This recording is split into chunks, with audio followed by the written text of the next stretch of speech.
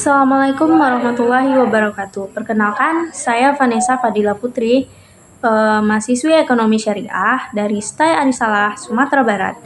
Video ini saya buat sebagai dari tugas ujian tengah semester untuk mata kuliah Sejarah Pemikiran Ekonomi Islam yang diampu oleh Ustadz Johan Septia Putra Eshum M.Hum.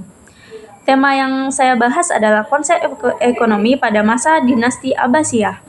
Mengapa tema ini penting? Karena masa Abbasiyah adalah salah satu periode keemasan peradaban Islam, di mana pemikiran ekonomi Islam berkembang sangat maju tidak hanya dalam praktik fisikal dan perdagangan, tetapi juga dalam teori ekonomi yang dipengaruhi oleh nilai-nilai Islam.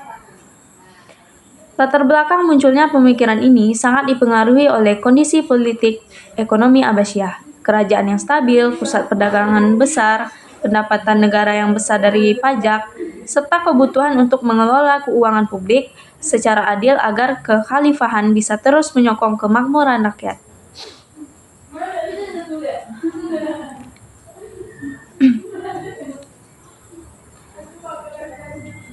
Untuk memahami konsep ekonomi pada masa Abbasiyah, penting untuk melihat pemikiran tokoh-tokoh besar. Di sini ada Abu Yusuf pada tahun 731 sampai 798 Masehi.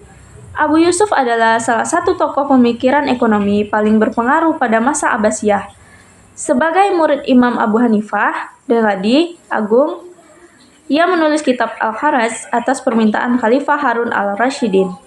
Dalam kitab Al-Kharaj, Abu Yusuf membahas secara rinci sistem perpajakan negara Kharaj, pendapatan negara, serta tanggung jawab negara terhadap rakyat.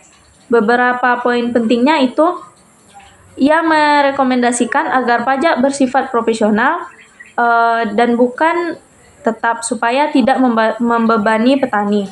Menolak praktik kabalah dalam pemungutan pajak, yaitu jika seseorang setuju untuk mengumpulkan pajak di wilayah tertentu secara eksploitasi. Ia membagi pendapatan negara menjadi beberapa kategori, misalnya kharat, jizyah, usur, ghanimah, dan menekankan bahwa negara harus menggunakan pemasukan itu untuk kesejahteraan masyarakat. Abu Yusuf juga menekankan konsep keadilan ekonomi. Pajak tidak boleh diambil secara sewenang-wenang dan negara harus memperhatikan kondisi rakyatnya dalam menetapkan pajak. Latar belakang pemikiran Abu Yusuf dapat dipahami karena dinasti Abbasiyah, negara memerlukan sistem keuangan publik kuat untuk membiayai administrasi, militer, dan infrastruktur. Tanpa sistem fiskal yang adil, legitimasi khalifah bisa goyah. Selanjutnya ada Al-Mawardi pada tahun 972 sampai 1058 Masehi.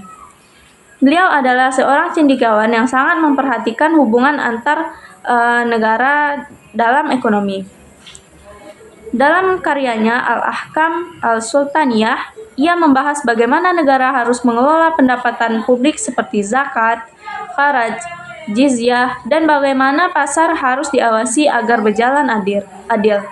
Beberapa gagasan ekonomi beliau ada fungsi negara bukan hanya sebagai penguasa politik, tetapi juga sebagai pengawas pasar untuk mencegah penipuan, manipulasi harga, dan monopoli. Negara mempunyai tanggung jawab untuk menyediakan mekanisme distribusi kekayaan agar masyarakat tidak perlu jauh terpecah dalam kemiskinan dan kekayaan.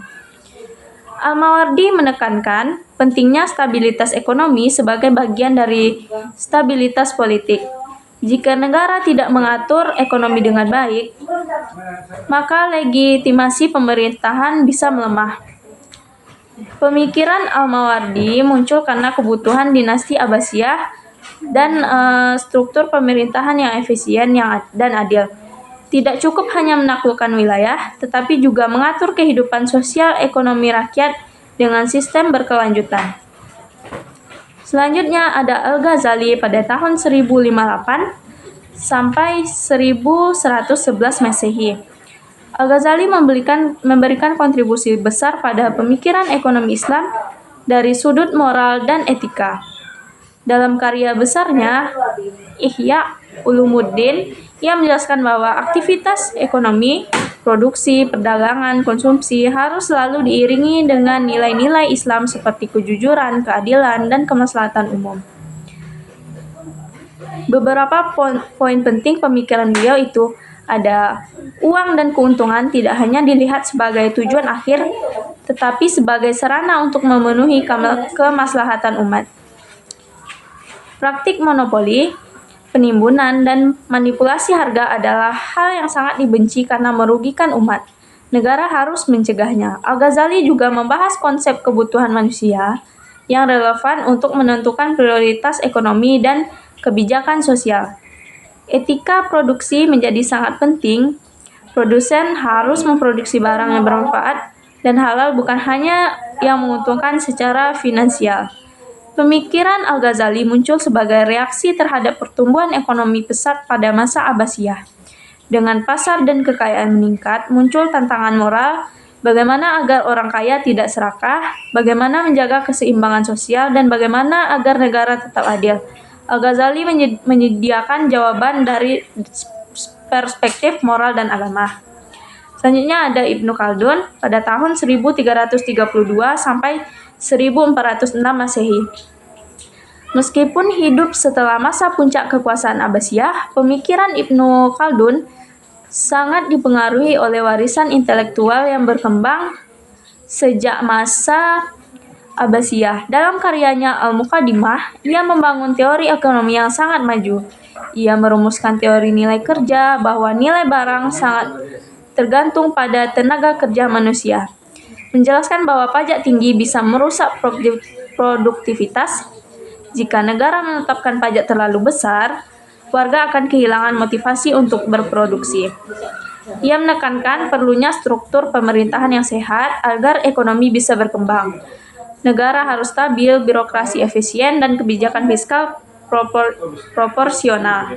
Ia juga melihatkan pentingnya perdagangan lintas wilayah atau internasional sebagai sumber kemakmuran. Ibnu Khaldun muncul karena perubahan besar di dunia Islam pasca periode kekhalifahan besar, dan pemikirannya merefleksikan analisis jangka panjang terhadap naik turunnya peradaban ekonomi, politik, dan sosial. Pemikiran ekonomi ini muncul karena kebutuhan nyata pada masa Abbasiyah. Negara besar membutuhkan pendapatan besar untuk membiayai birokrasi, militer, dan publik. Selain itu, ekspansi wilayah dan perdagangan internasional membuat sistem ekonomi semakin kompleks.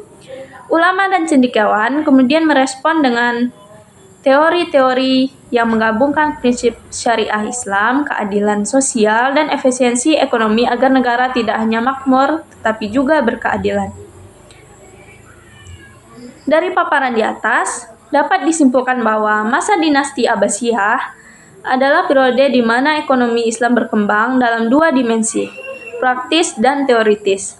Praktisnya, negara besar Abbasiyah menetapkan pajak, keuangan publik, dan pengelolaan pasar. Teoritisnya, pemikir seperti Abu Yusuf Al-Mawardi, Al-Ghazali, dan Ibnu Khaldun memberikan kerangka pemikiran yang masih sangat relevan hingga sekarang.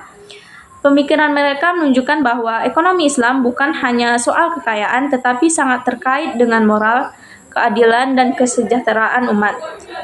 Sebagai mahasiswa ekonomi syariah, saya merasa sangat terinspirasi oleh konsep-konsep ekonomi yang muncul pada masa Abbasiyah. Nilai keadilan dalam perpajakan, pengawasan pasar, dan tanggung jawab negara sangat relevan di masa kini, terutama dalam menghadapi ketimpangan ekonomi dan korupsi. Saya percaya bahwa untuk membangun sistem ekonomi Islam yang adil dan berkelanjutan, kita perlu kembali belajar dari pemikiran klasik ini, bukan hanya menetapkan teknis finansialnya, tetapi juga nilai moral dan sosial yang mengatur bagaimana kekayaan dihasilkan, dibagi, dan digunakan. Baik, mungkin demikian pemaparan dari saya. Terima kasih untuk semua teman-teman. Saya sudahi, wabillahi taufiq wal hidayah. Assalamualaikum warahmatullahi wabarakatuh.